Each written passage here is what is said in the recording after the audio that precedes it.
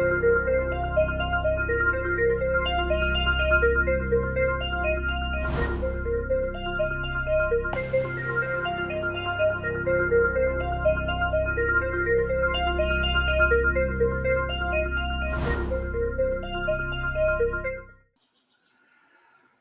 right, let's go ahead and we'll dig in and we'll just kind of let people come through as they're able.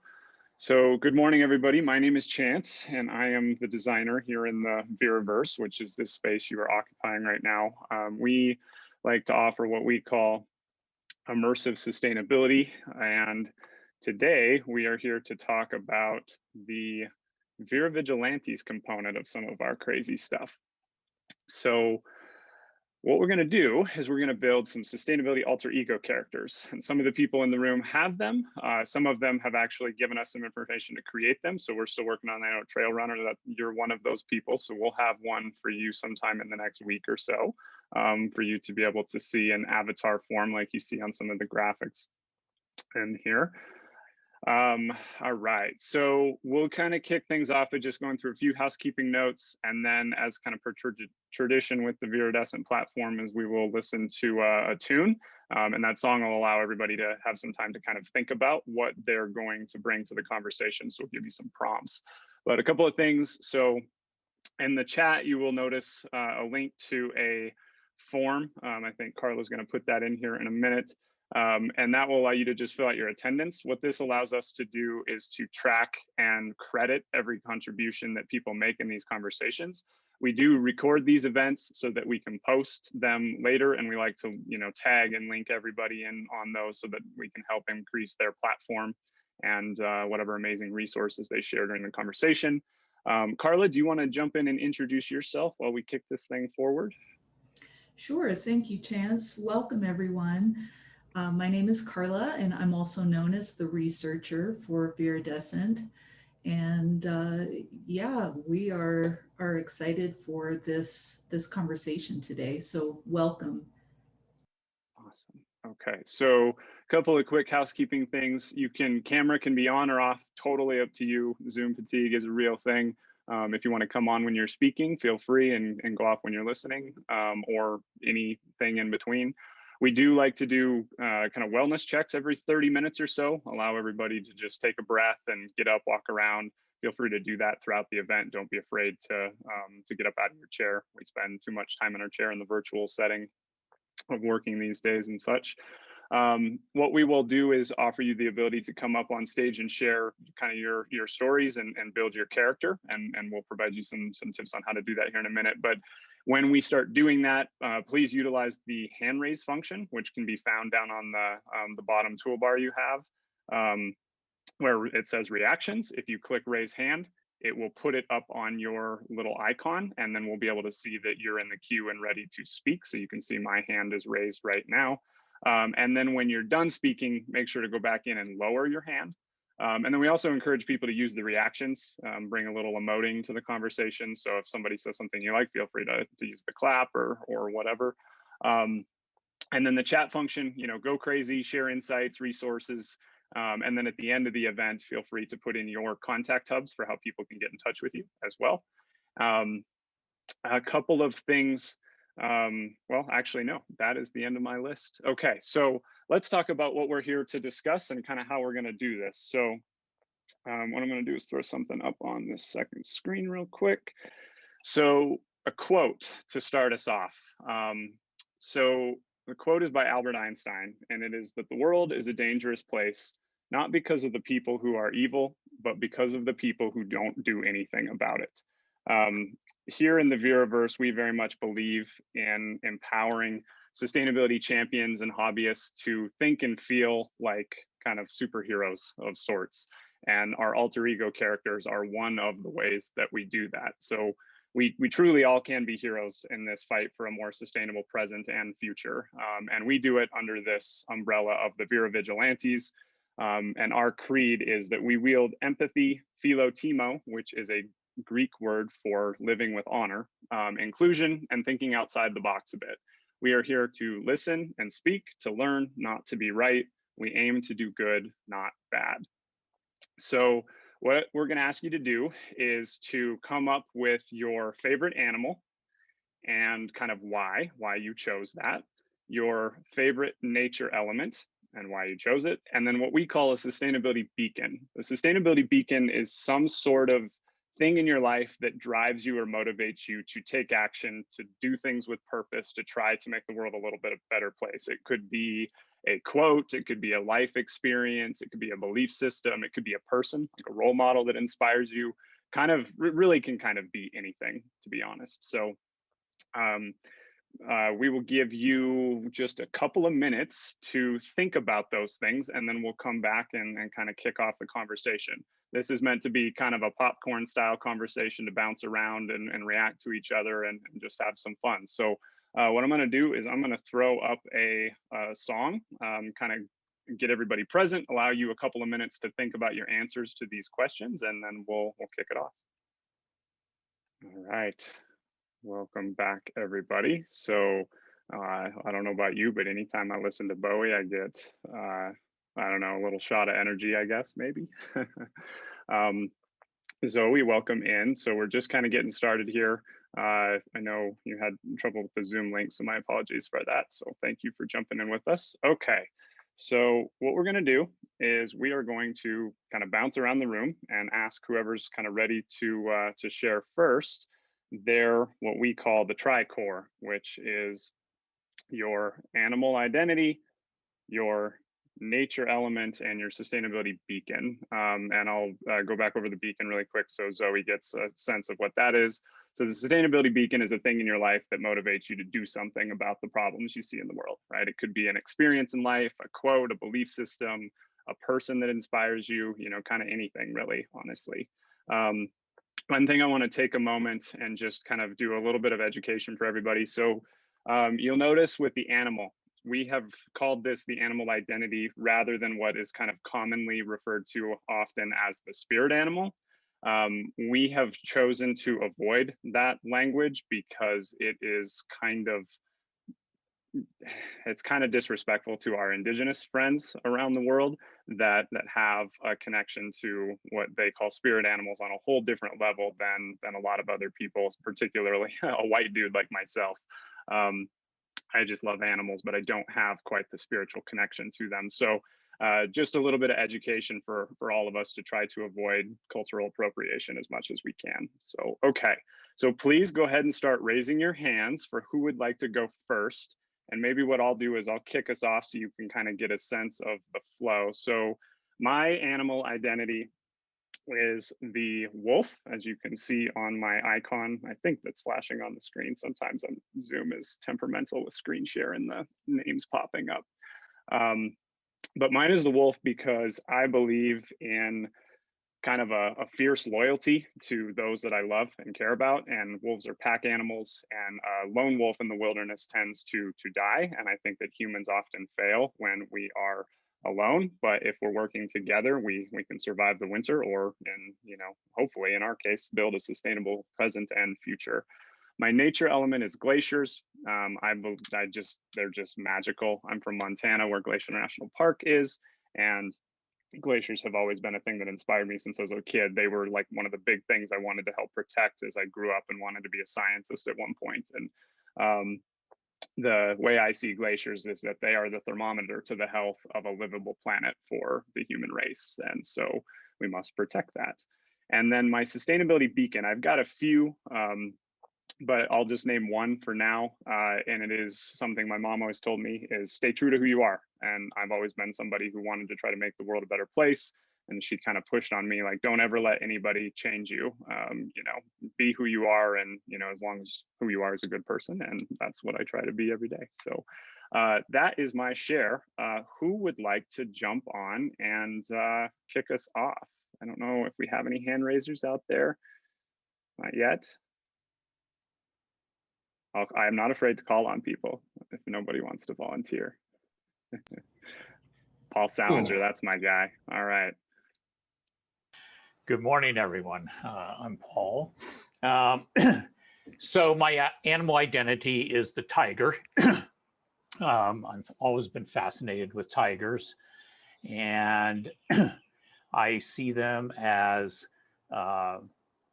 protectors of the jungle, protectors of their environment, and sleuths, and always provocative and looking for, the next right thing for themselves and for their breed. So I've always identified with tigers. My nature element is actually the ecosystem of my backyard, which is full of plants and vegetables and bees and birds and squirrels, and it's just its own little habitat in and of itself. And so I love that as a nature element in and of itself. And my sustainability beacon is really, it's really my grandkids and great grandkids, and just continuing to work on the things that I hope will improve the world for us and for them now and in the future. So those are my things. I'm Paul. I'm done talking. Thanks. So Paul, before you jump off, tell Yeah. us a little bit about your background and kind of your areas of impact. You're a bit of a legend in the events industry, but the sustainability space as well. Yeah. So background, yeah. So I used to work at a software company, Oracle.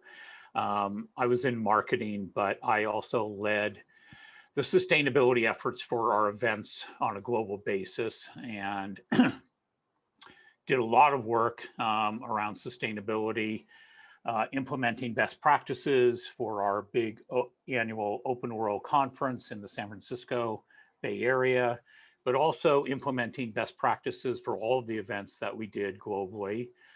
And a lot of that was through collaboration with all of the suppliers, the destination, just everybody in the event cycle.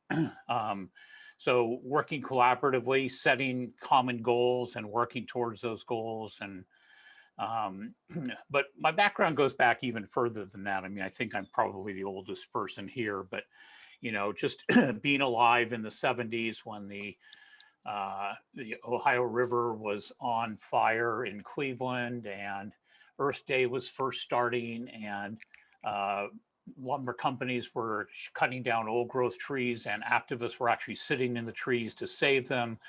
So my interest in environmental issues has gone back a long ways, but now it's kind of expanded to include all of the elements of what we consider kind of the people, planet, profit part of sustainability, where it's kind of like how do we do business more sustainably, how do we take care of people more sustainably, as well as obviously the environment. So I'm retired from Oracle now, but I am not retired from life or from working on all of these issues, and working right now on a few projects that incorporate all of these things, and starting to think about how we regenerate, how we start to get out of the linear economy of take, make, waste, and move into more of a circular kind of thinking and systemic thinking. So I'll stop there. That's kind of my background, but I've been doing this, specifically sustainability stuff for events since 2007. So I've been working on it for a while. I'm done talking. Amazing. Thank you, Paul. Chance here.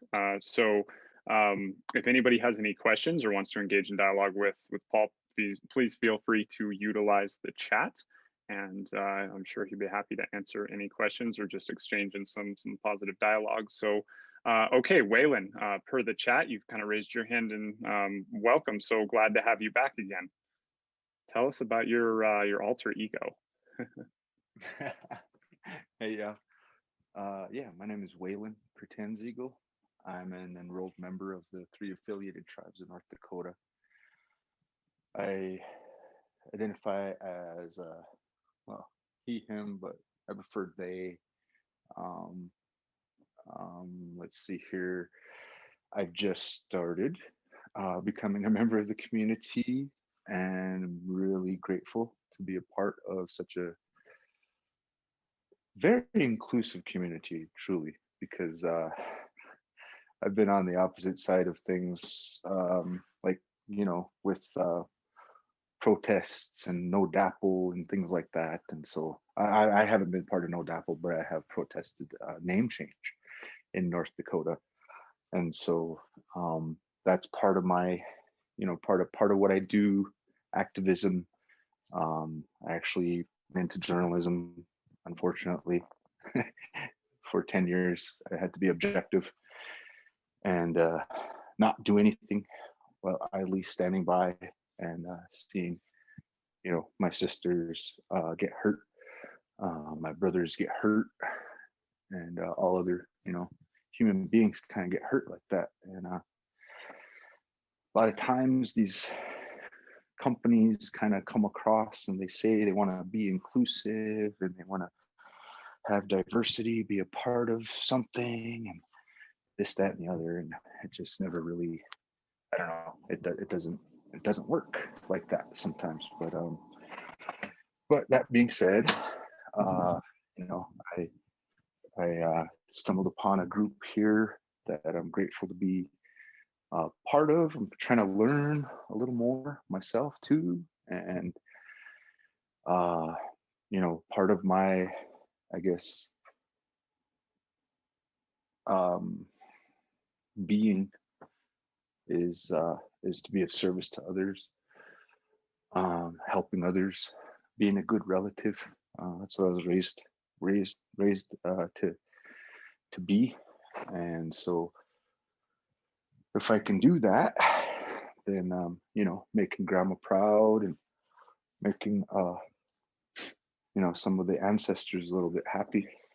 And that's so I have been talking back and forth with the designer, and we've been talking about how I want to work with more of a gentle heart.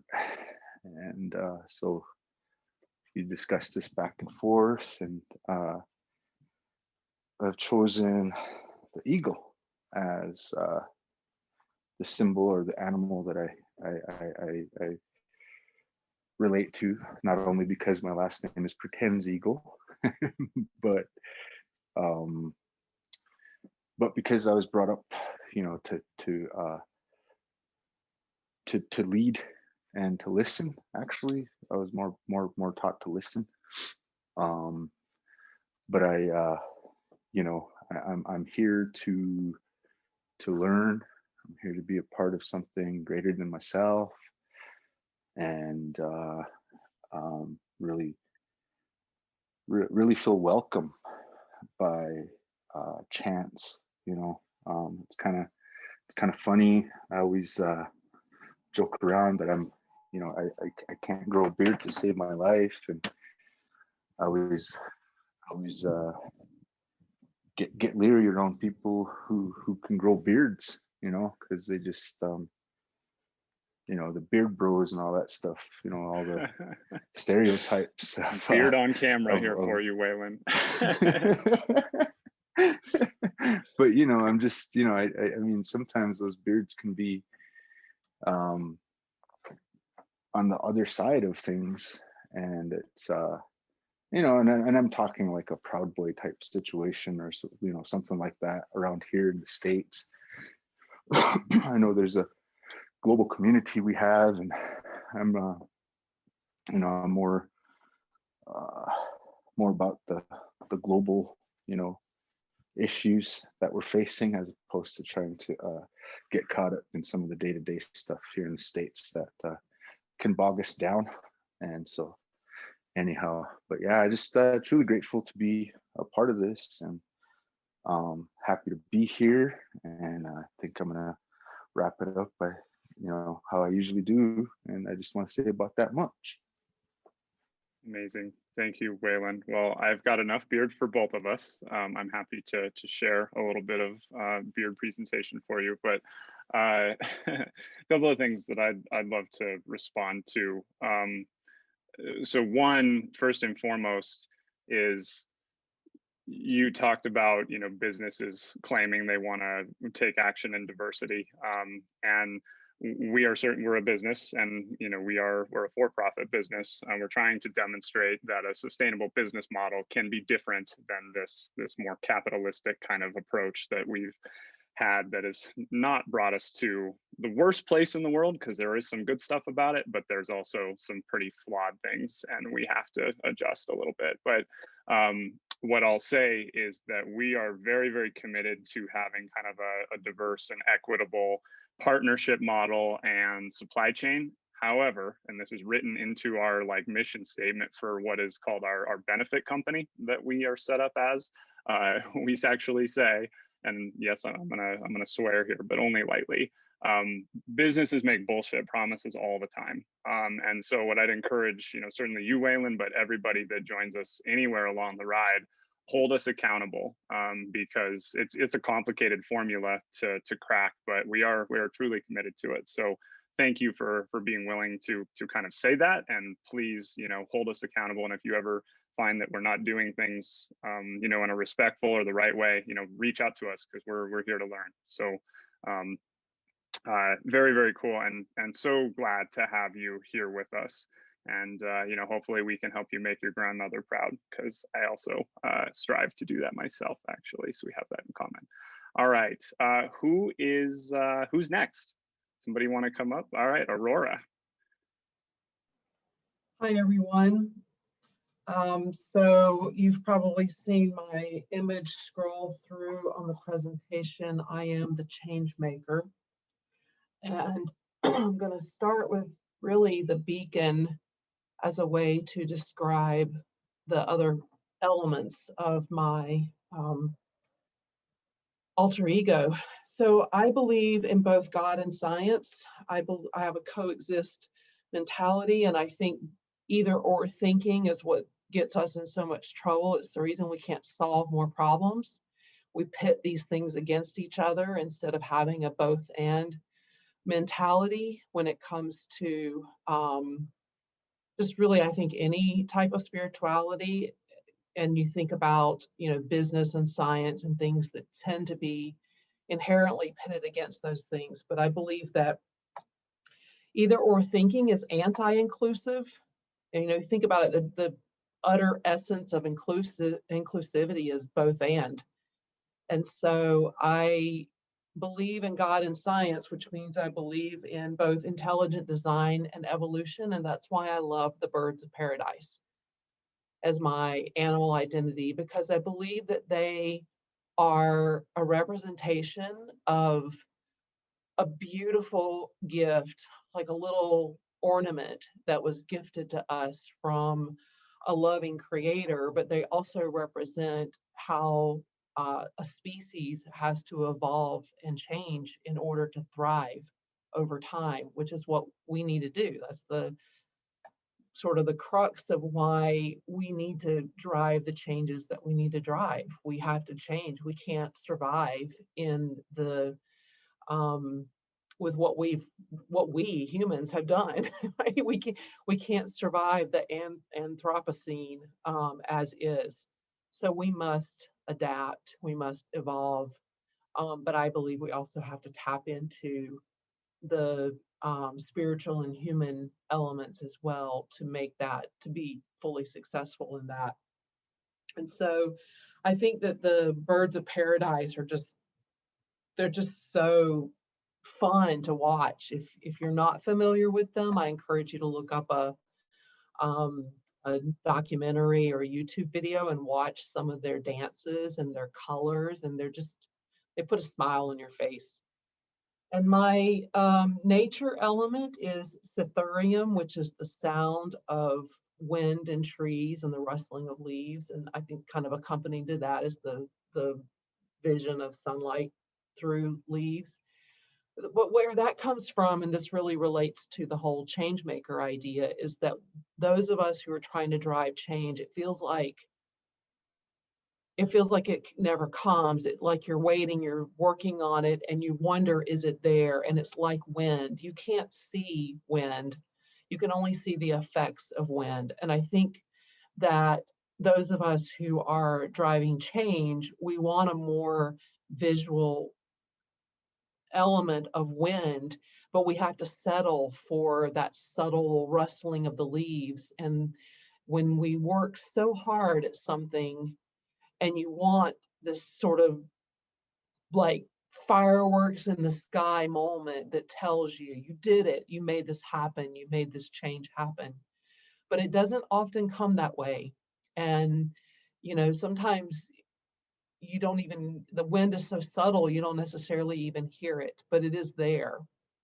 And so if you're looking at the right moment, you can see that rustling of the leaves. And when the wind is really strong and powerful, you hear that, you get to hear it as well. And I just think that's a calming and reassuring and beautiful sound. So that's my alter ego. And the beacon, I think, ties back to the way I started this. I think it comes from a place of deep spirituality. When I do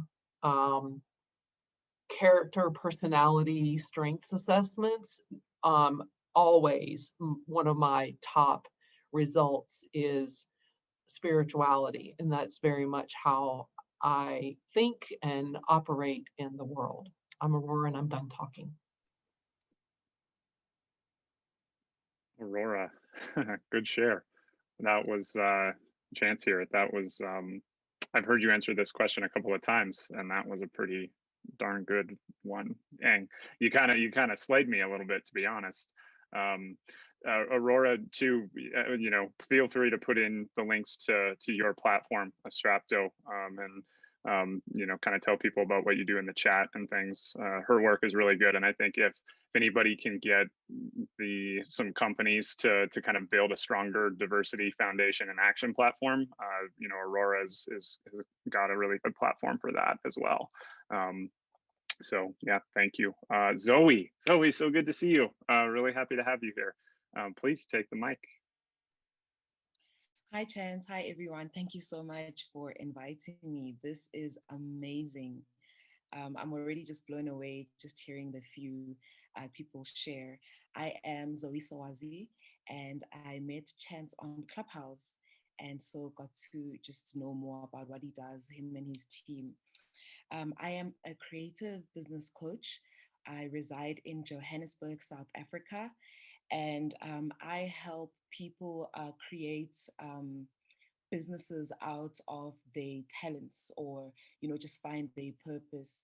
In Africa, we've got a lot of especially the youth, who are very creative but not necessarily know how to go about in business or connecting with other people. So I do that. I bridge that gap. I have a passion for the youth, especially the Black youth, because in South Africa we started off on a back foot due to apartheid. So there's a lot of us who are not educated, or a lot of us who are just struggling economically because of what apartheid system did to South Africa. So I want to fast track, assist, and help. I was looking at the structure of how you sort of present yourself, Chance, and I love the animal identity, nature elements, and sustainability beacon structure that you have here. It kind of threw me off because I didn't know what it was, but as I heard people speaking, I'm like, oh, I actually have these things that I live by. And my animal identity is actually a dolphin, and that's because it's very altruistic. It cares for the well-being of others or others' happiness, which is such a beautiful thing for an animal to have, you know, because we only are open to the human community, and even in the human community we fail at that. And if you look at nature, nature reminds you of who we are and how we can actually move forward as a people. I also relate to it because of its intelligence. I feel like also God created us with an intellect that can help humanity move forward, whether it be in business, whether it be personally or socially, mentally or spiritually. You use intellect. My nature element is actually water, the ocean specifically. There's something about looking at the ocean and not seeing where it ends. It sort of shows us that there's this limitless thing that we have as humans, that you can go beyond what you think you can actually go beyond. The brain is limitless. You can just keep on studying and learning. Getting to know people is limitless. Even though the ocean is seen as something that is dividing the countries, I see it differently. I feel like it's the only element that actually connects people, connects countries. And so that's how I relate to it. Also, it speaks to a God for me who created an endless sea, which shows an endless power that we have as a human race. My sustainability beacon is a term called Ubuntu. It's a Zulu term. I'm first going to give you the direct translation, and then I'm going to give you the essence of what it means, because I've actually realized that the Zulu language actually is more specific than any other language I've actually heard. And so I'll give you the direct translation and then the essence of what it means.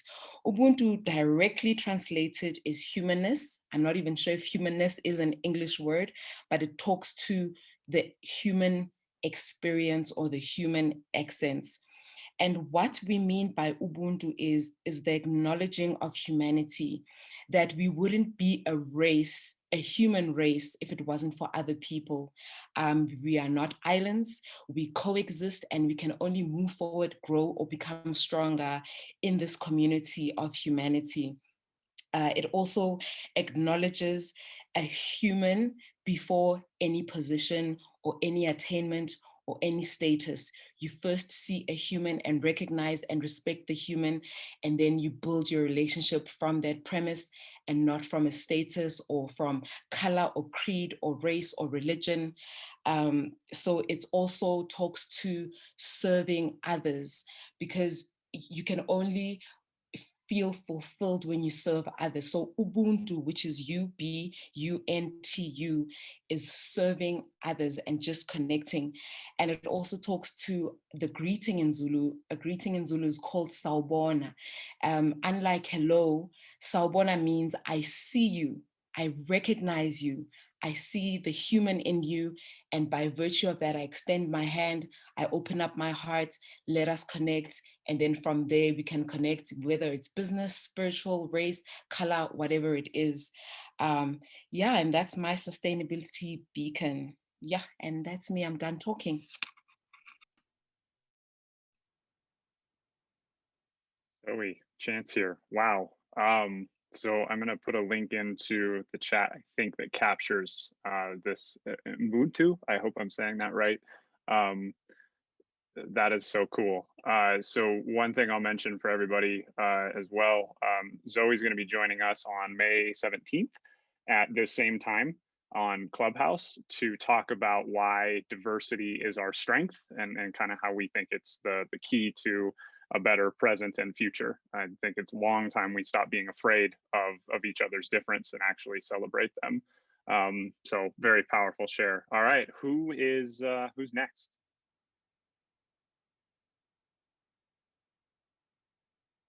Wessel? Yes, Wessel, come on up. And really quick before Wessel goes, actually, why don't we do this? We are at the 30-minute mark, so Wessel, we'll put you right on cue. Let's take 30 seconds and everybody just take a few breaths, pause, kind of reorient yourself, and you can take a few breaths and we'll be back in like 30 seconds. Get up, walk around, all the goods.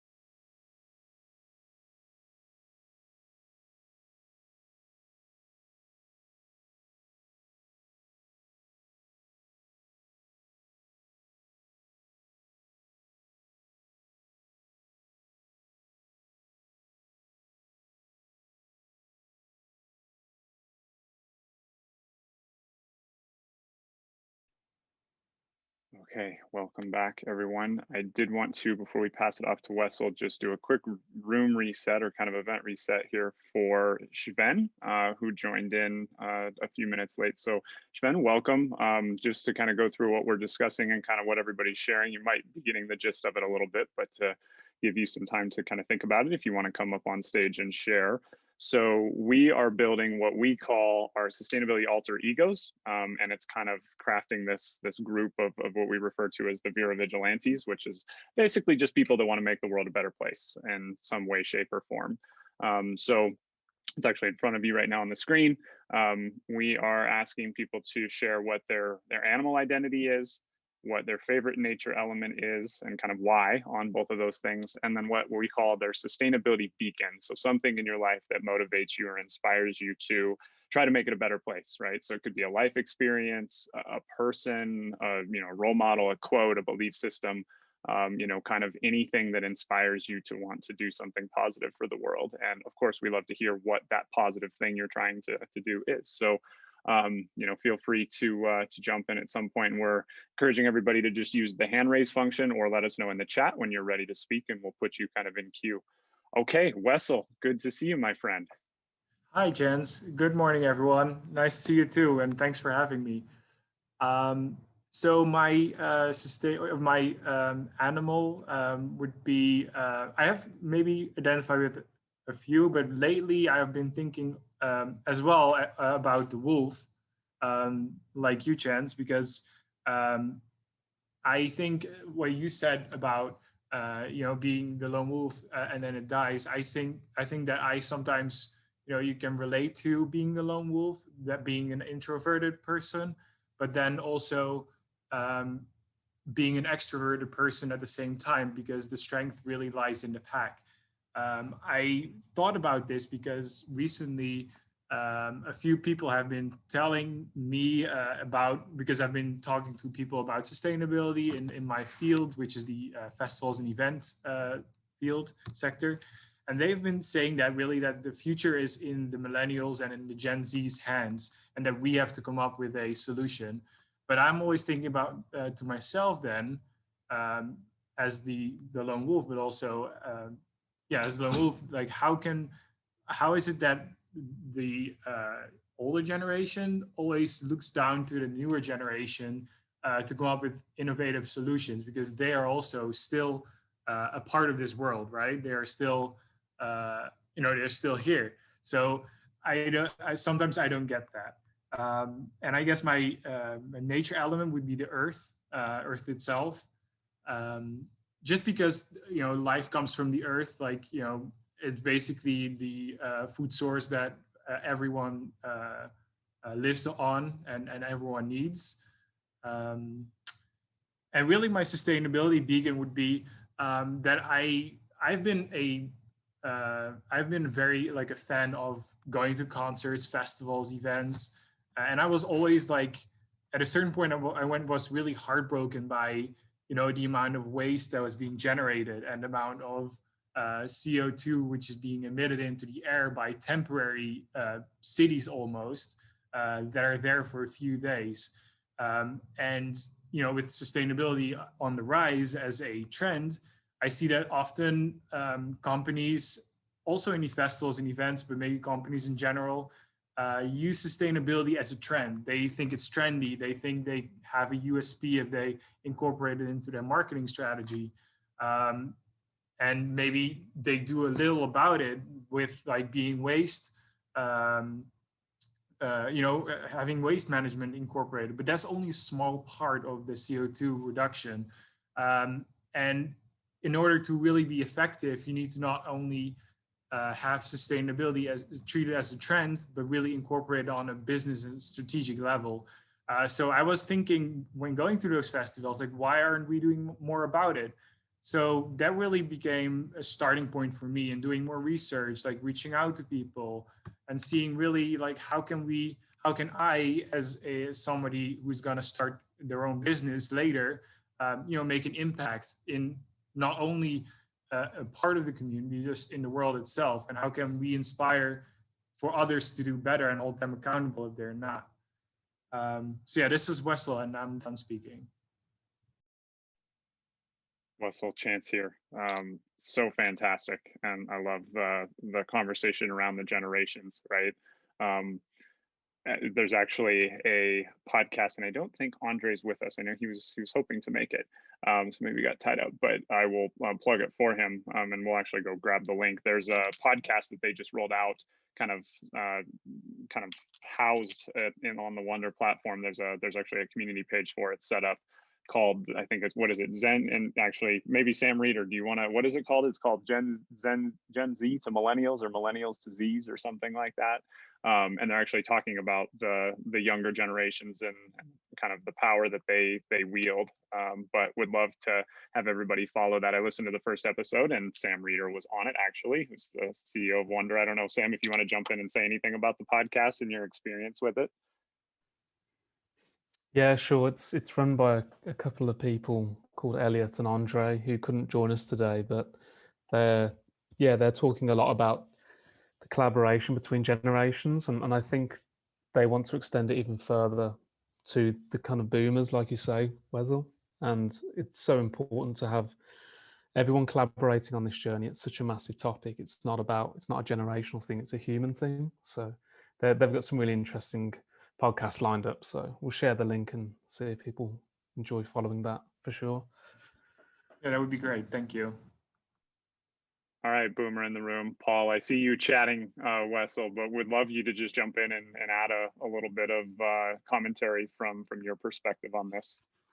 Yeah, and thanks, Sam, for talking about that in terms of the podcast, which I would love to jump onto.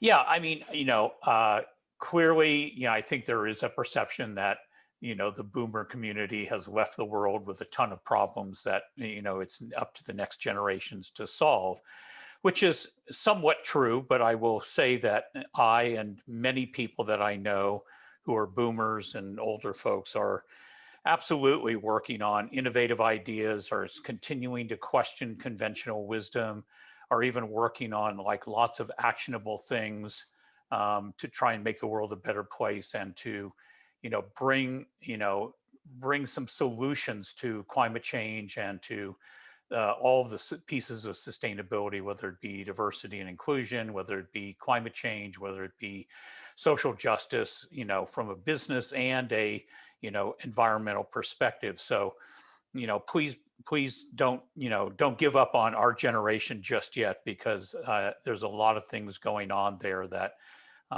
we are all contributing to. So thanks. I'm done talking. Yeah, Aurora, did you want to jump in? Yeah, and I also want to say that this is an observation that I've been making for about a decade, that I've been a college professor, either full-time or now just occasionally on the side, is that works the other direction as well, that everybody assumes that just because millennials or Gen Z are the quote unquote purpose generation, that all of them are out there doing good things and wanting to change the world. And I can tell you from teaching college students for the last decade, that's not always the case. And I would say that not only is it not always the case because they're just not always out there doing the right things and helping the matter, but also because, and this is really gets to the heart of why I do so much of what I do, so many of them state, like Wessel or others on the, I'm sorry if I think it was Wessel that was speaking a moment ago, or others on the line, you're the exception, because you're the ones willing to show up to things like this. You show up, you act, you do things, you drive change. What I find is that a lot of people of that generation want to help, but they're waiting on an employer to give them permission or design a job for them to do that. They're not necessarily in a place, either because of where they come from socioeconomically, or their education level, or just their natural innate talents and skills, to be the person that's going to step out and start a new company or design a new product, or lead a volunteer effort or something. But when they're given just a little bit of instruction and a little bit of encouragement, they will shock and amaze you. And it's amazing what I've seen college students accomplish. This one class I teach, they have to start a green team, and they do it. And they have done amazing things with just a little bit of direction and encouragement. And so I think this again becomes a generational thing, because I'm Gen X. So the boomers and Gen X, who are predominantly the upper management of the world right now, they need to create the culture and the space for Gen X and Gen Z to unleash that innate interest they have in being purpose-driven. But it doesn't just happen organically all the time the way we might hope and think. Hopefully that's a helpful additional perspective. I'm Aurora and I'm done speaking. So much so. Wessel, you had your hand up there for a minute. Did you want to jump back in? I love these kind of side tangents we go on. Yeah, Wessel, please. Yeah, I mean, I just wanted to piggyback real quick on Paul. I from what I've gathered from your background, and also like from my personal kind of experience being in on the East Coast right now, and my background in the Netherlands, because that's where I'm originally from. I have noticed that there is a lot of also good people, or I'm not saying other people are bad, sorry, that there is people out there that are really doing the work and trying to make the difference.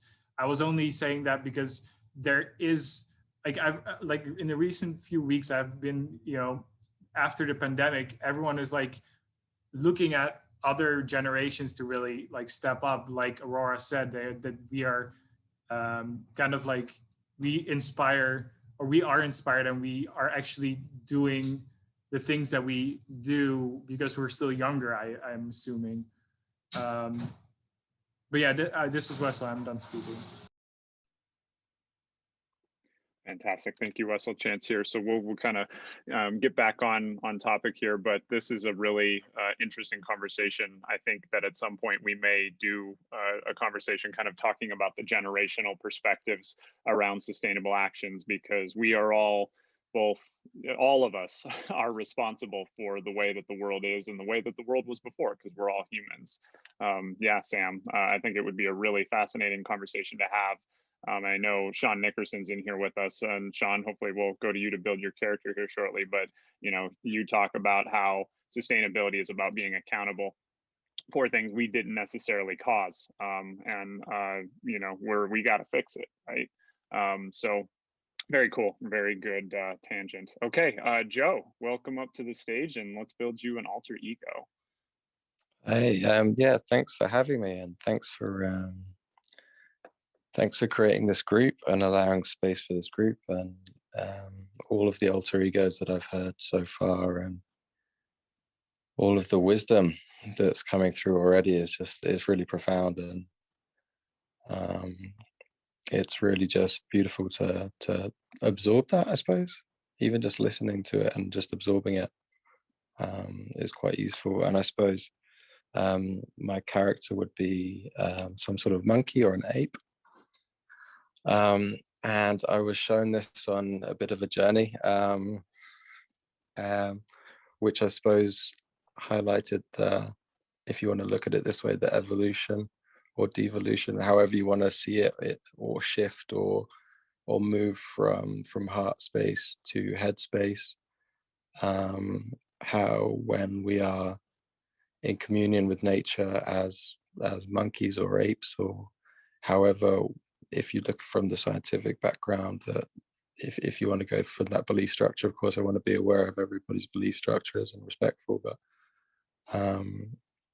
there was perhaps a moment historically where that was innate, that connection to nature was innate, and like others have said, the shift in journey over time from heart to headspace has enabled and opened up a lot of tools and a lot of cerebral facilities for us to think about logic and solutions. But within that is also the scope for disconnect and the scope for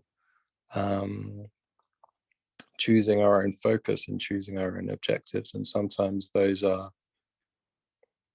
perhaps not aligned with the ecosystem in which we are a part of. And I guess that maybe it would lead to my sort of trigger is that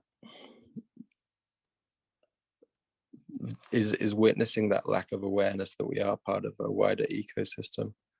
And I think it's also understandable though, because it's so hard to put yourself in those shoes, and we've not been exposed or maybe brought up in different ways to to remind us that we are basically just nature. And so, yeah, I guess my aspect of nature that I relate to most is trees. And the project that I'm working on, I have a couple of ideas, but one of them that I'm working on at the minute is for short-term rentals. So it's how you can use business for good to transfer wealth from booking these short-term rentals to conservation projects, and to fund those people who are looking to accelerate sustainability as well. So not necessarily just conservation, but also people who are vocal activists or have their own stories to tell, or things that might trigger a change in perception globally or locally as well. And yeah, I'm here to learn, and really grateful to be surrounded by such a amazing group of people. And yeah, I'm Joe. I'm done speaking, and thank you for having me. Joe, Chance here. Thank you so much for the share. I will tell you, as you're a fan of trees, we here in the VIRIVERSE are definitely mycelium nerds, and we will actually have some pretty crazy things coming out around the mycelium ecosystem, and some storytelling and things, what we call immersive comic stories. So stay tuned for that to come, with the mycelium being kind of a key driver behind some of the things we're up to. So a little bit later in the year. I love that chance, and obviously trees wouldn't have even been there without those mycelium networks creating the foundation for that, and for soil to exist as well. So it's beautiful, and I'm fascinated by the mycelium network as well. So looking forward to it. How can you not be? I mean, my gosh, right? Like I didn't really know much about it till last year, and I saw a documentary called Fantastic Fungi, and they talked about how like trees can use the mycelium network, which is the fungal network of mushrooms, and kind of under the soil. Trees can use those systems to send nutrients through to another tree that might be in danger, or be infected by some sort of ne'er-dwelling sort of parasite or disease or something. It's just absolutely crazy what nature does. So yeah, the VIRIVERSE is totally nerding out on the mycelium network. So more to come. Cool. All right. Okay, Carla, you are up next. Welcome up, researcher. Thank you, Chance. And I'm going to go through mine quickly, because I just have to say I am so inspired by all of your responses. I want to hear other people's what they have to share, because this is just incredible. And I love this exercise, because not only does it incorporate creativity, but the symbolism of choosing these elements. I think, symbolism can be a really powerful thing, and a tool to, for self-exploration. So yeah, I just want to say thank you all so much for sharing and your thoughtful comments. I really appreciate it. So as you can see from my profile picture, my animal identity is the owl, and I've chosen that because to me, it symbolizes intuition, wisdom, curiosity, and silence. And I'm a big introvert, and I kind of prefer to listen and be silent and learn, rather than speak. My nature element is the moon, and I feel like the owl and the moon kind of go hand in hand. They're both things that come out at night. The moon represents to me cycles or the phases of life, and that kind of mysterious side of nature. And then my sustainability beacon is based off of a Joseph Campbell quote. And the quote is, "Follow your bliss and doors will open where there were no doors before."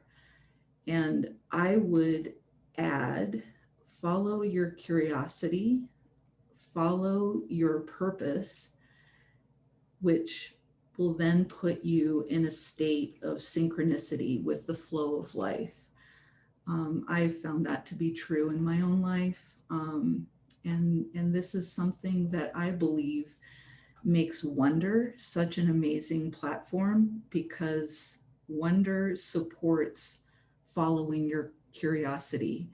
It supports the learners on the platform. It supports following your sense of purpose and connecting with other people who are doing the same.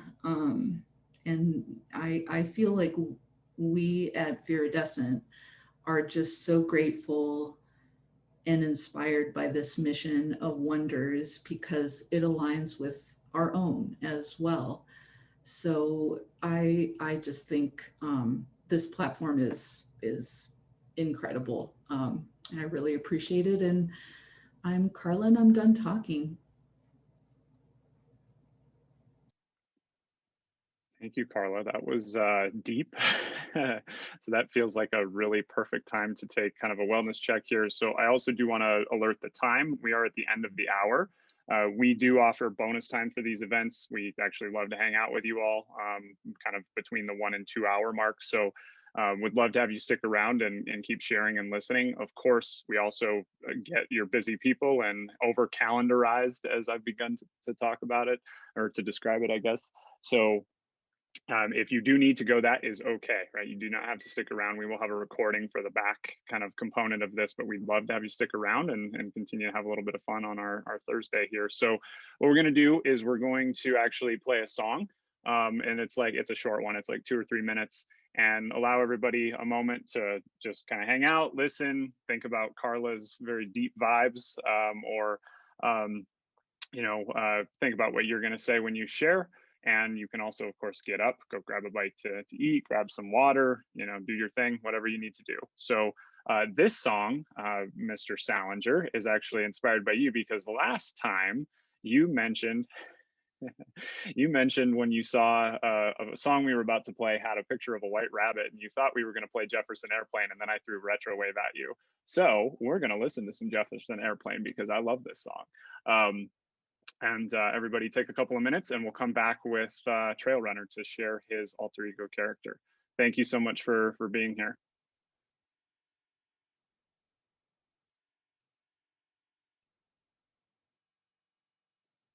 All right. Hello, everybody. Welcome back from our little song break. For anybody that's wondering, yes, that song is definitely about drugs, but I suppose any song written in the 60s or 70s is probably about drugs in some way, shape, or form. And most music, most music, I suppose. All right. So we are back with building our alter ego characters. So it looks like I think we only lost Wessel. One thing I meant to mention, I did this last time too, meant to mention before we go, we are offering the ability to actually build these avatars that you see. So if you're interested in doing that, we will provide a link in the chat for you to do that. So I'll make sure Wessel gets a copy of the link. We do have a suggested $25 fee for doing those, but it's flex pay. So pay, whatever you're able to, and no big deal. And we'll build you a character and welcome you into this very accessible and inclusive Vera Vigilantes platform that we're building out. It's a fun process to go through. The other opportunity you have with doing that is we will actually, if you would like us to, build a kind of a story behind your character, and we actually create those stories that'll start to flood our Instagram channel here in the near future as well. We actually released one here like maybe a month ago. So if you're interested in participating in that, let us know. All right, Trail Runner, would love to have you come up and share your alter ego. And as I mentioned before, I do have your submission, and it's sitting there waiting for me. We had kind of a flood of requests last week, so I will get to yours this coming week and have something for you to see very soon. But we'd love you to share with the group, and we'll just hear what your character is, kind of auditory here. Yeah. Right. So cool to be here, beloved with this company that's supposed to be sustainable, not capital company. I'd really will be digging up to it. Yeah. This is what I've been drawing. It's supposed to be painting. I've been painting. This is supposed to be an Elysium chordata slug with moss ball, but looks like an alligator, right? Looks a little bit like alligator. That's my spirit animal. Supposed to be in that, what I'm supposed to be saying. My element is basically, I love every element because I love myself and learn my life around me. Hoping soft places for everyone in my purpose. And so forth. By how to achieve it, I think it is possible if polyphases, the polyphases in meditations will help me build that purpose. That purpose has probably paraphrase.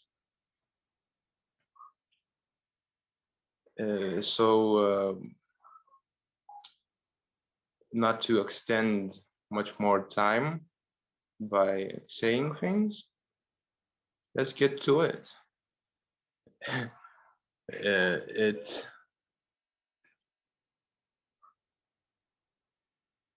Trail runner, I was just going to say, you are the first person I think that self-created animal identity via an art demonstration, which is super cool. That's so neat.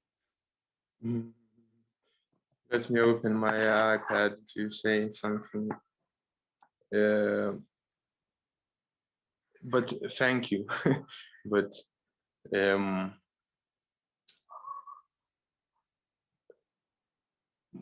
the beacon of sustainability of mine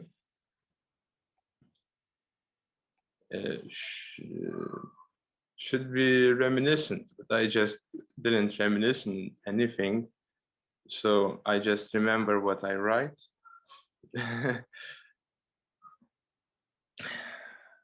That I deleted and deleted and deleted to finally say this.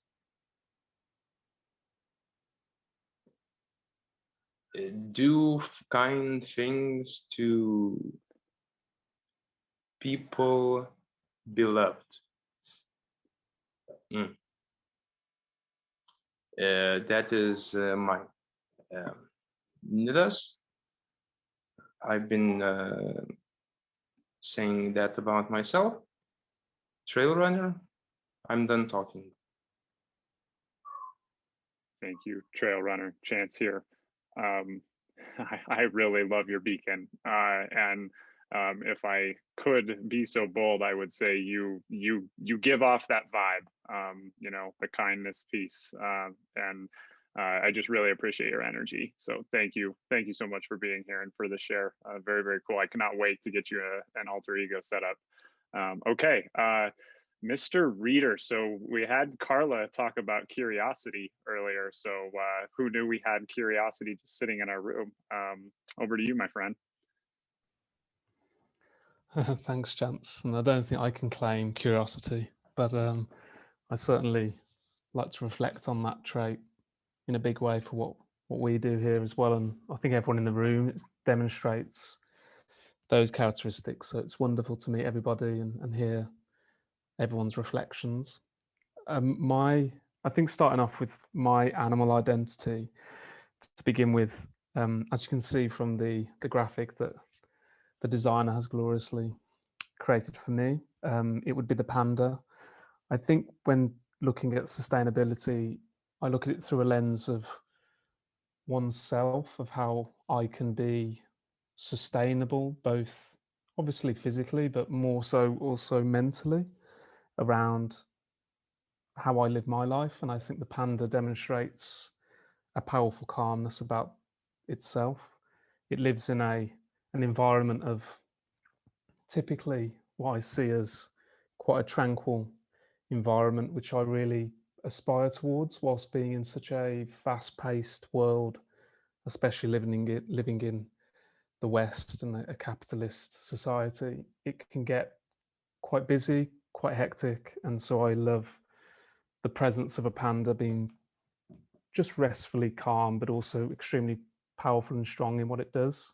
So the panda is certainly something I relate to, or at least aspire towards. And I think that leads to my element as well, which would have to be mountain ranges. And particularly for those who know me already, I've talked a lot about kind of skiing as one of the key activities of traversing a mountain, let's say. And I think the reason for that is because of, again, it's such a dangerous dangerous place, and yet so also tranquil when you're at the top of a mountain at the peak and you're looking out across what is a vast span of what the natural world is, which is both this juxtaposition of tranquility and calmness, but also hostility and a savage world. And I think that's such a beautiful combination. So the mountain ranges would have to be my element, especially when appreciating what this world offers and our role in it, also realizing how small we are. And I think Joe mentioned about us being part of an ecosystem and realizing that we are nature. And I think that really helps me get that perspective a lot. And I think in terms of my beacon, when I just listen to everybody on this call, it just constantly reminds me of why my beacon is what it is. And it would have to be just other human beings. I think we have such a privilege to experience the world in this form that it can sometimes be lost. And part of the reason for what I do professionally as well is because I think so much of social media has become about glorifying comparison and vanity and what we own, rather than appreciating what I think is really what matters. And it's what you care about as a person and what you put your life towards as a purpose. And I can hear it in the human beings on this call here. So it's a privilege to be with you all today. And it's a conscious element of what I look for when celebrating others as well. I think living a life in service of spotlighting what everyone else is doing has probably been my beacon towards living that in a sustainable way. So it would be other people. And I'll keep it short. I know we're well over our time, but it's been wonderful to hear everyone else's reflections as well. So that's Sam done speaking, and thanks for your time. Sam, Chance here. So I can't let you slip away without kind of speaking just to wonder a little bit. I think pretty much everybody in here has gotten exposed to wonder here, either through us or through, before us as Viridescent being on the platform. But, when you talk about like curiosity, that's the thing. Like, I don't know, there's just something about wonder that feels, and maybe it's because it's new, it's fresh, and it's a growing community, but it feels more kind of warm to the idea of curiosity and exploration a little bit more, right? Like when I go to Instagram, I just immediately get overwhelmed, even if I try to curate a type of educational experience on Instagram, right? Because there's the advertisements, there's all this stuff. So I'd just love to hear, maybe just a quick kind of overview of like how that translates over to wonder for you all, because I think you're doing a heck of a job thus far, and I'm excited to see where you go. No, I appreciate that, Chance. And we know we've got a lot of work to do as well, because there are certain elements that aren't as mindful or as curated as we'd like them to be. But briefly, thank you for just sharing your thoughts there. Yeah, wonder really, I mean, again, with a panda, I suppose, it really was born from a reflection on our childlike curiosity. It's something that I think is sometimes almost worked out of us because of education or profession or just the responsibilities of life. And so I think it's the essence of what makes us human. It can also lead us down bad paths, of course, but for us at Wonder, we're keen to try and build a technology. We think technology is very powerful, but merely it's a tool, you know, and it's probably become more a case of, am I using social media or is social media using me? And so for us, we want to ensure that we stay away from any kind of advertising model which uses data. And we wanted to build a place that was far more about your interests and what you're looking to learn about, and how can we help you move into areas that you may not have thought of, which is why, Chance, what you're doing with Viridescent is so, and like Carla mentioned, I think it's just so wonderfully aligned, and what you're doing with Viridescent is amazing. So for us, it's about a platform that puts the people at the front end of that, and you'll be the best critiques of keeping us also to that point. Like Chance, you mentioned, to call people out, and we would love to have that responsibility as well, where people can say, hey, Sam, you know, I don't think you're sticking to that track, because that's important for us to maintain that mission that we have. But that's essentially what Wonder, we're trying to build a platform that uses technology to accelerate connection, but really celebrates people who do the real collaboration and the real work like you all are. So thanks for giving me just a second, but that's essentially where Wonder comes from. And it's wonderful to, again, as I say, meet you all as well. And thank you for joining. Amazing. Thank you, Sam. And I see Aurora's comment down there. I think the most meaningful thing I did in 2020 and 21 was introduce the two of you, meaning myself and Sam. I certainly thank Aurora a great deal for that. And it's wonderful to get to know Aurora as well. And again, like Chance said, the work you're doing is incredible. So we're looking forward to collaborating there. Yeah, what I'll say about this, and we, in our last conversation we had 2 weeks ago, we talked about sustainable partnerships, and I think I said something along these lines maybe, but you know, about a year and a half ago, well, a year ago, I guess, about a year ago, myself and the co-founders here, Carla, the researcher, and then Sean is with us. And actually, Sean, I'd love to have you come up and share your alter ego character here in a moment. I think we've only got a couple of people left to do so. But going back like a year, you know, the concept that we were starting to talk about, this idea of creating like immersive sustainability, and given the nature of the world and where everything was, we knew it was going to be a virtual company up front. And we struggled with some parts of that because we knew we were going to have to operate on the social medias of the world to do our work. And we have a lot of conflict about the sustainability elements of that. And so we opted actually not to do Facebook, and plan to kind of hold to that if we can. I don't see why we won't be able to, I don't think. But we do use Instagram, which of course is just Facebook in a different medium. But when we got introduced to the Wonder platform, it was like, oh, wow, there is something out there that's different, right? That feels healthier and more mindful and more valuable and more well-intentioned and more ethical. And so we're just really thankful for your platform, and just cannot wait, and are so happy to participate in building this thing forward with everybody. It's a really exciting thing. So if you're not on Wonder yet, and I think most of you in here are, but I think maybe a couple of you might not be on there yet, jump in there, and you know, to Sam's point, you know, let them know what is working and what isn't. And you know, certainly Sam, you know we'll be there to give you I'm gonna say it, to give you shit as we go along. Cool. All right. So I think the only shares we haven't had are Sean Nickerson and Sven, I think. So would either of you like to come up and share your character? Still with us? Yeah, Sean. Hello, friend. Yeah, hey guys. Excuse me. Thanks everybody for sharing. It's been such a wonderful experience to hear kind of the origin stories and kind of the motivations all of you have brought to the table, and it's exciting. I to kind of share my background and animal identity.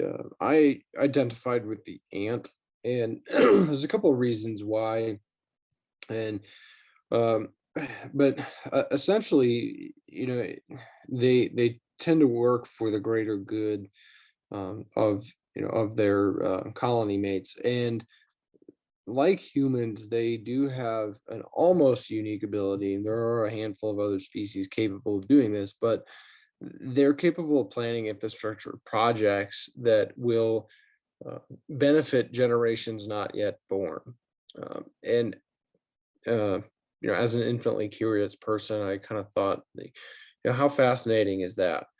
We can do it, as people, and we create these massive infrastructure projects that make life better and safer for all of us. But we are kind of at a tipping point in our evolution to have to decide: do we still make waste, or do we move our infrastructure projects into a more sustainable mindset, knowing what we know now? And I get very encouraged by the thought of, if we broke these natural systems on accident, imagine how well we can steward the environment and our surroundings if we try to do it on purpose. I know we have a long ways to go as a species, and I'm hopeful that we'll get there for our own sake. But and the natural system, you can see in my picture, is the solar system. And I always looked at space as kind of a nerd. Growing up, I was fascinated by space and all things physics, and it really always appeared to me that traveling and traveling those distances, there's simply a problem. And all problems have a solution. We just have to figure out what those solutions are, and sometimes they require technologies we have not yet come up with, but they are all solvable, just like our current sustainability or lack of sustainability issues that we face as a civilization. So that's kind of my high level of my story. Thanks everybody for sharing, and I enjoyed learning from everybody today. Amazing. Thank you, Sean.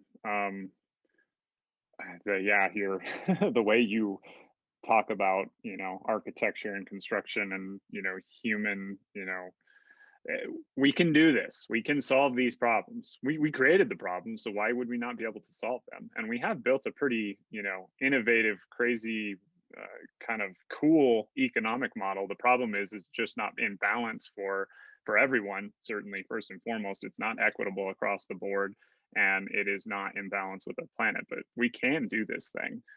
So more to come on our, certainly Viridescent's contributions. We're here to help. And yeah, go ahead, Sean, please. Because that's a great point, Chance. I mean, essentially, like, human beings are not immune to inertia, and we, as a people and civilization, especially in Western civilization, we have certain preconceptions of what our civilized, quote unquote, civilized society should be and feel like, and that's hopping into your giant SUV and going to the gas station and getting it, filling up on a tank of gas, and it shouldn't cost over $100.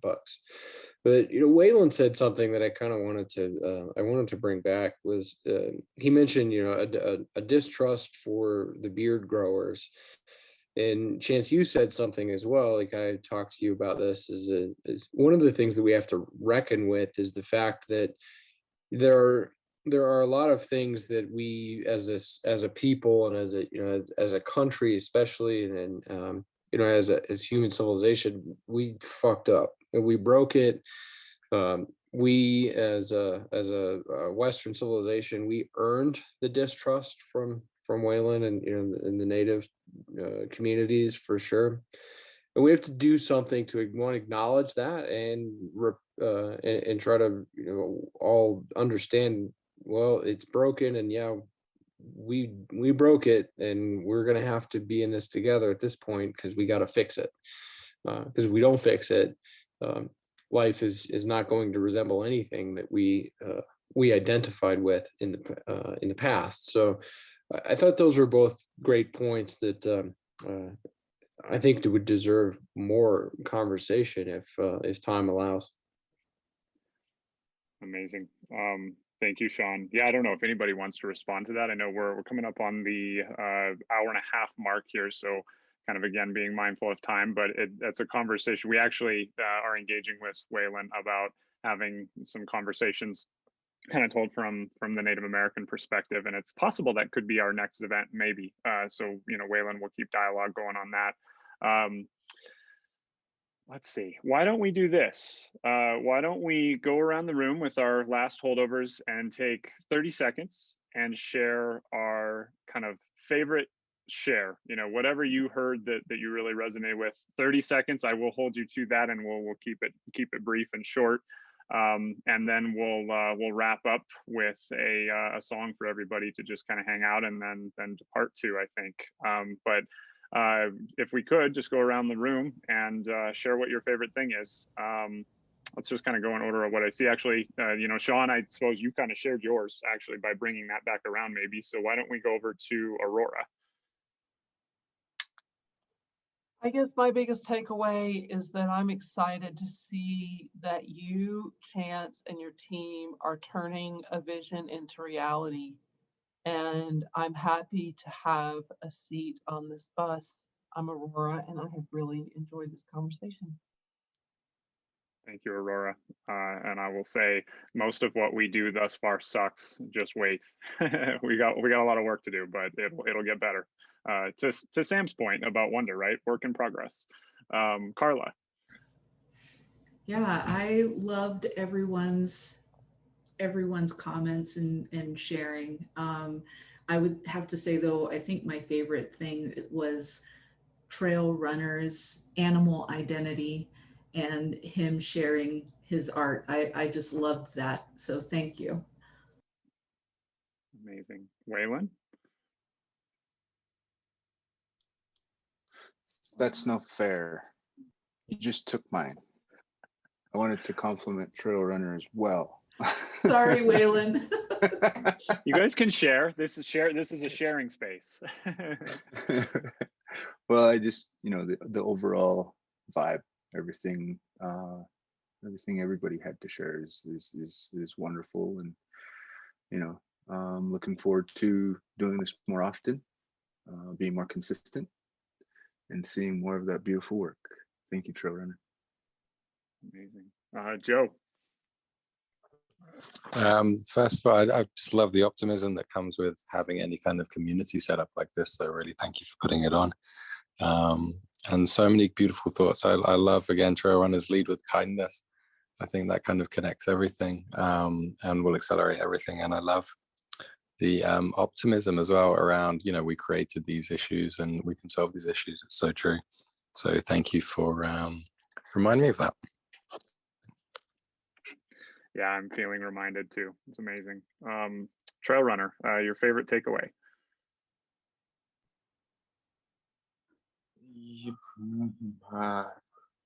I adored this part that we took to say our responsibilities in coming into this event. The consciousness saying everything about the monkey, or the wolf, the dolphin, and etc. The dolphin I liked was that it has a limitless brain.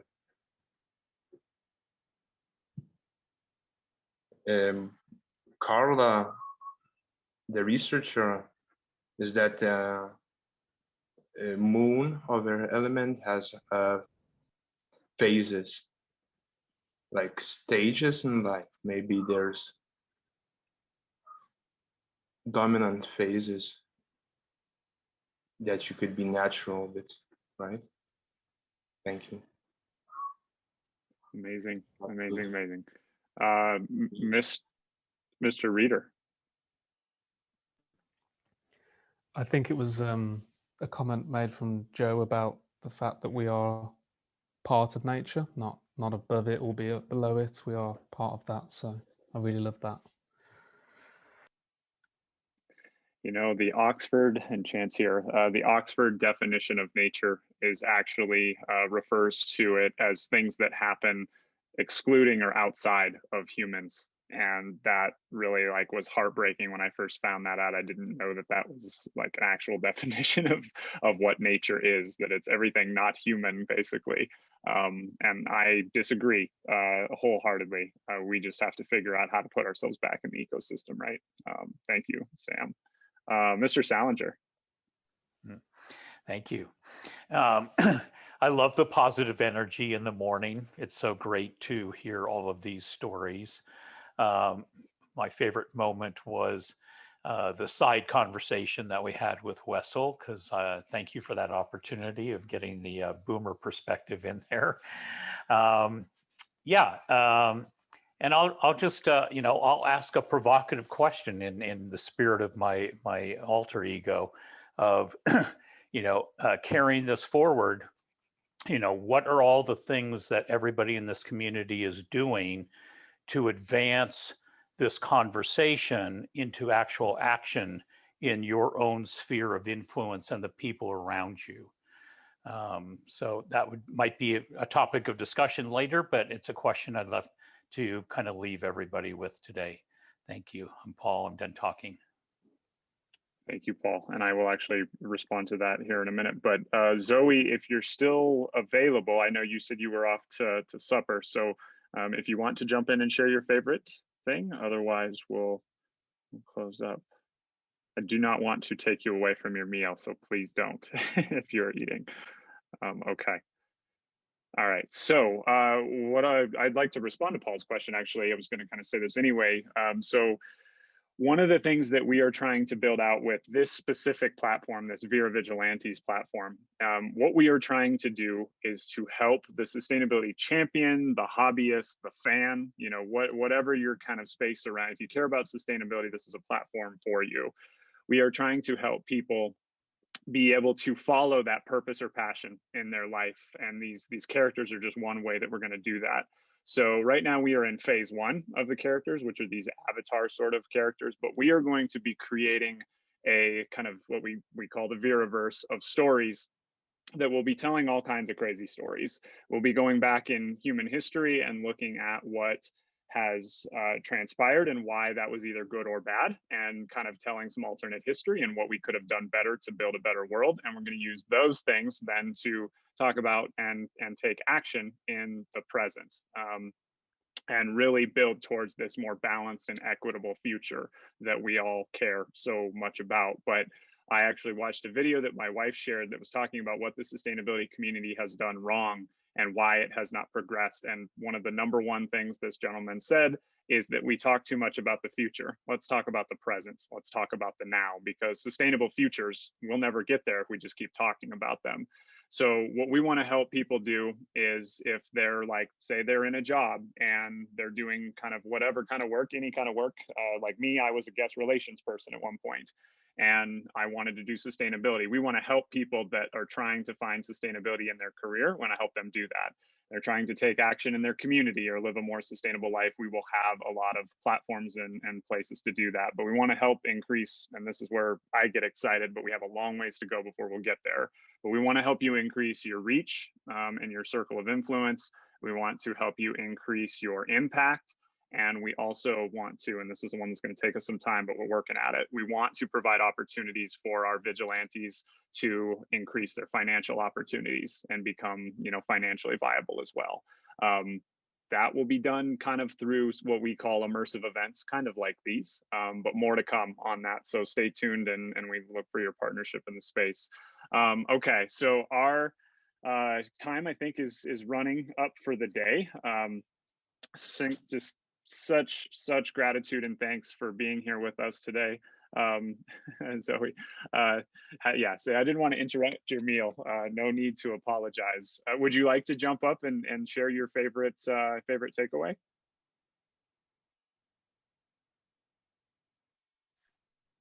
Hi, yes.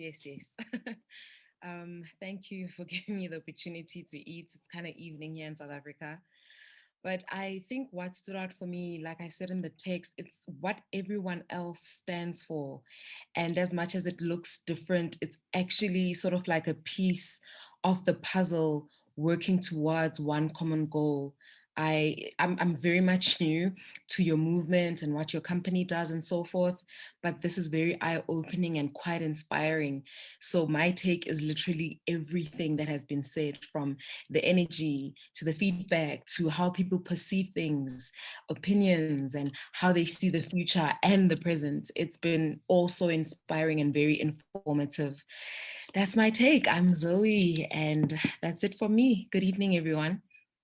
Amazing. And for anybody that does not already follow Zoe's work on Instagram, you're on YouTube. I actually followed your channel this morning too. Super inspirational, just a beautiful platform and kind of content that you're creating. So support her work. Zoe, feel free to put it in the chat if you want to point them in the right direction.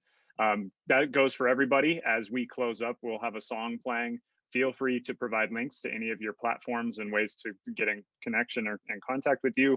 We will, of course, continue to build out this community on Wonder, and we'll be in touch with each of you. If you follow our community page and go to the group chat, we have an events hashtag there. That's where you'll see announcements about the next event. Our next event will be May 20th, and we're still identifying the topic exactly, but we'll announce that sometime next week. These events on Wonder will take place every 2 weeks, same day, same time, and they'll kind of evolve and be different formats. The next one will probably be a little bit more action oriented and talking about the real world rather than these crazy sustainability alter egos. Although, as you can tell, they're rooted in reality quite a bit and very human sort of things. So thank you everybody for joining us today. And we will see you next time. To close out, a little song about heroism, a little energy to send you out the door. Thank you so much.